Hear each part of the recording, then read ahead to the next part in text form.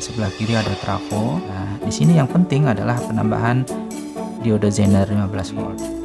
Potongan di sini nantinya akan dipotong bagian sini. Selesai. Oke, kita ke tempat kerja.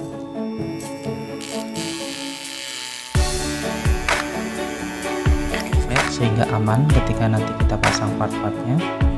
Yang kedua, pin di posisinya seperti ini. Yang ini juga. Nah, ini sudah jadi.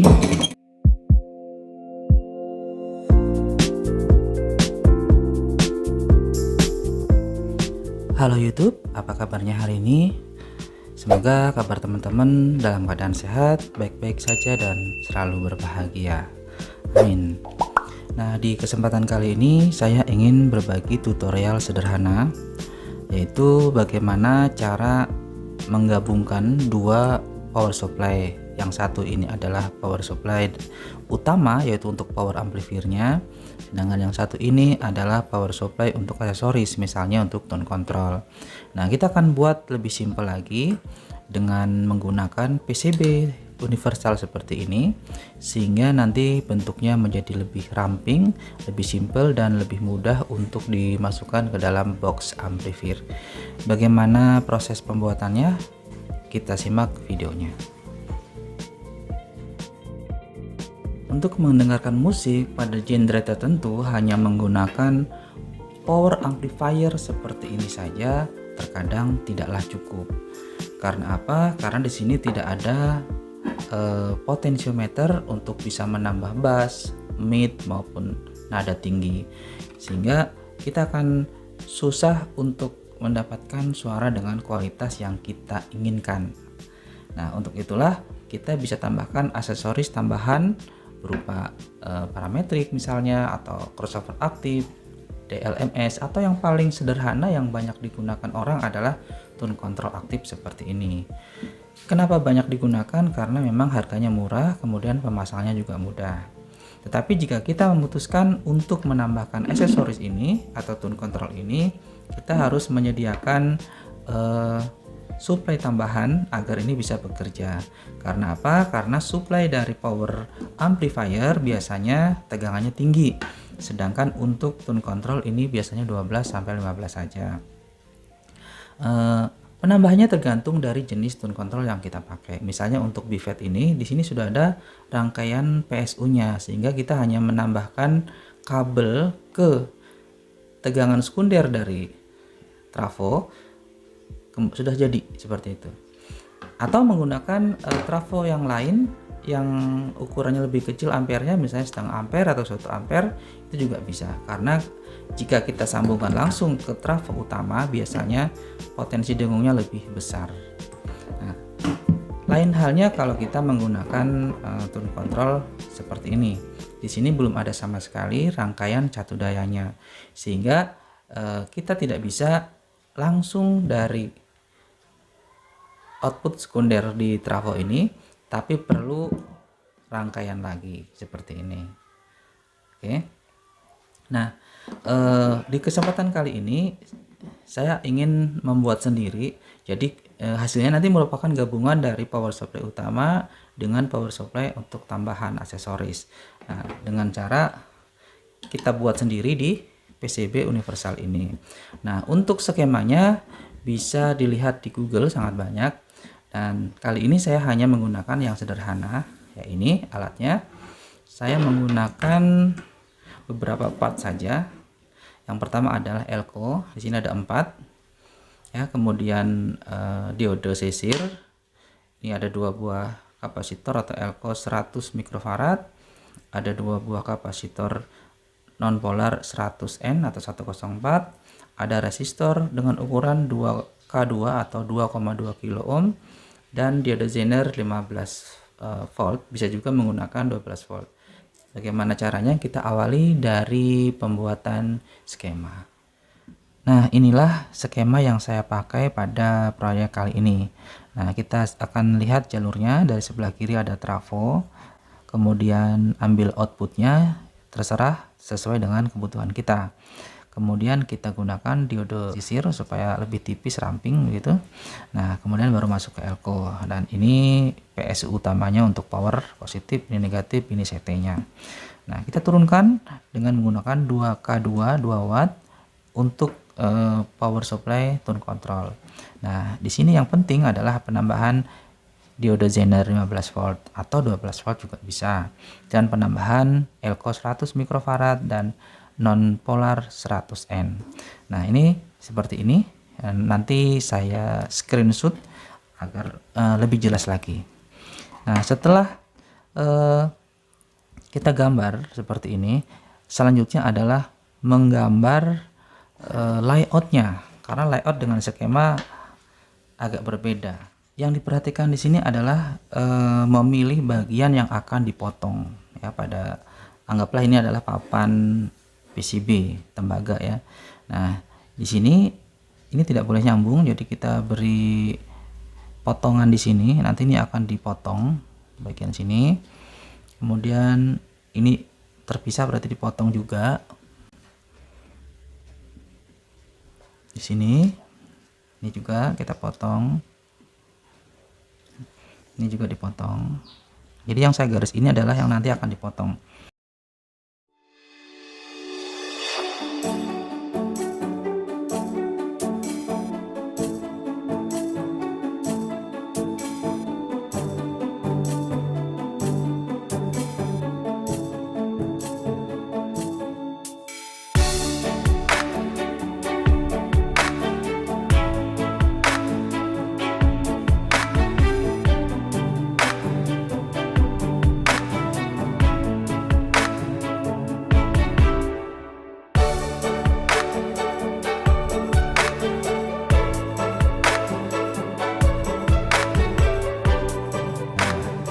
Sudah, hanya cukup seperti ini. Jadi bagian ini nanti dikerik ya dengan cutter atau dengan gerendra. Nanti tinggal kita kasih tanda ini sesuai dengan ini ya untuk lubang-lubangnya. Nah, di sini juga nanti akan penempatan resistornya kita taruh di sini, resistornya. Nah, ini sudah terpisah kan, di sini sudah terpisah resistor. Kemudian apa urutannya? Elko, di sini elkonya seperti ini. Nih, sini ini di bor. Nah, ini kemudian zenernya di sini. Hitamnya di sini, garisnya. Kemudian terakhir adalah 104-nya tadi, 100N tadi ya. Ini zener 15 volt. Ini resistor 2K2. Nah, yang sebelah sini juga sama. Udah selesai. Nah, kalau sudah selesai seperti ini, kita tinggal ambil PCB-nya. Nah, ini juga kita gambar. Ini saya sudah gambar untuk mempersingkat waktu. Jadi nanti ukurannya ini harus real sama, karena kalau tidak sama nanti susah. Jadi nanti di sini. Nah, seperti ini. Sekarang kita akan pindah tempat ke tempat kerja yang bisa untuk menggerinda ini. Jadi nanti akan kita gerinda supaya terputus jalurnya ya antara bagian-bagian partnya sesuai dengan skema. Oke, kita ke tempat kerja.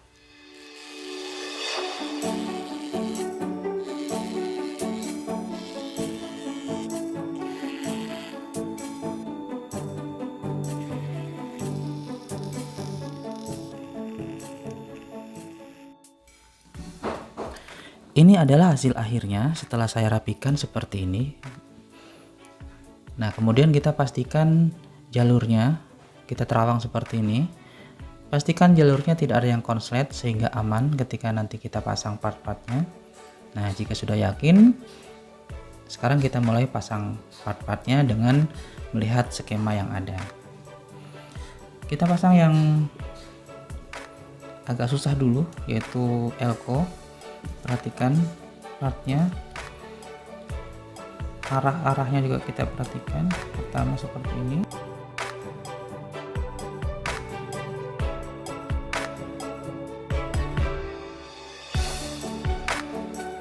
sambil menunggu solder panas ya.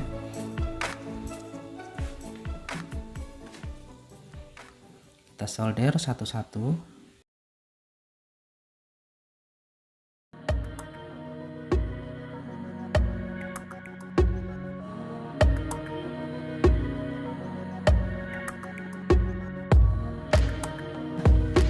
Semua sudah disolder untuk elko-nya seperti ini. Pastikan kuat dan solderannya matang. Nah, berikutnya kita pasang diode. Diodenya seperti ini masangnya, karena sebelah sini adalah bagian positif, ini bagian positifnya.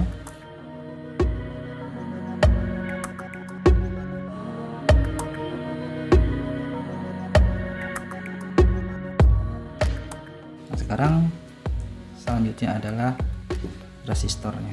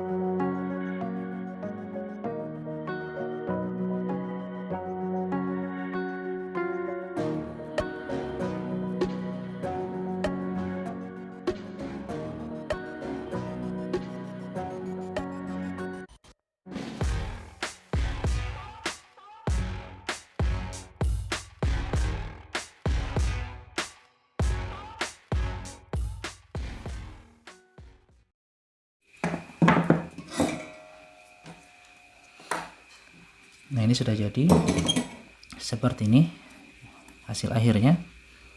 Nah, jadi ini untuk AC, volt AC dari adaptor, dari trafo maksudnya.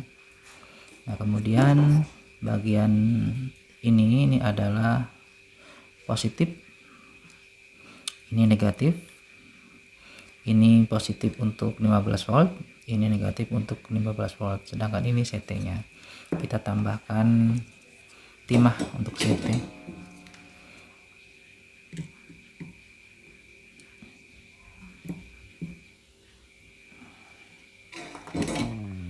Nah, sekarang kita pasang ke trafo.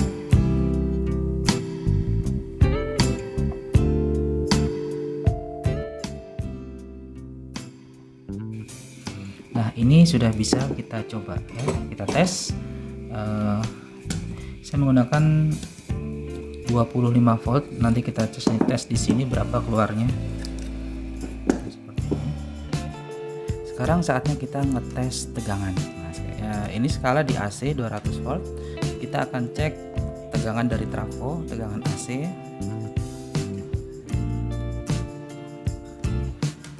Dari trafo 24,5,6 ya, sekitar itu. Yang satunya sama 24,5,6 sama. Sekarang kita cek untuk tegangan DC-nya. Ini kita pindah ke posisi 200 DC, 200 volt DC. Kemudian kita cek lagi. Ini positif 34,1, yang negatif 34,1. Nah, sedangkan untuk catu daya tambahan atau aksesoris ini 15,1 untuk minnya, untuk plusnya 15,1 juga. Nah, berarti power supply ini sudah berhasil dan bisa nanti kita coba untuk menyambungkan atau mensuplai ke tune control. Nah, tune control yang akan saya pakai tune control yang ini. Jadi tonton videonya, di video akan datang kita akan review tune control ini beserta testing dari power supply-nya. Oke, terima kasih sudah menonton video ini. Sampai ketemu di video yang akan datang. Bye bye.